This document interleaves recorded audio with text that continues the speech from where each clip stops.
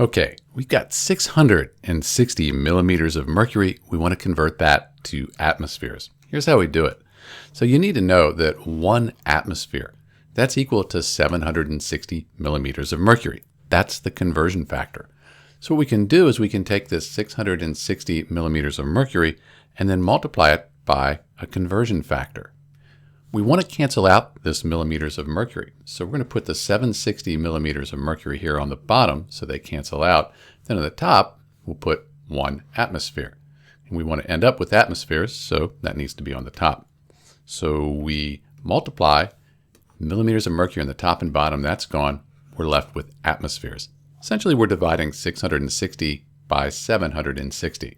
When we do that, we get 0.86842, let's just make it 0.868 atmospheres. Those are our final units.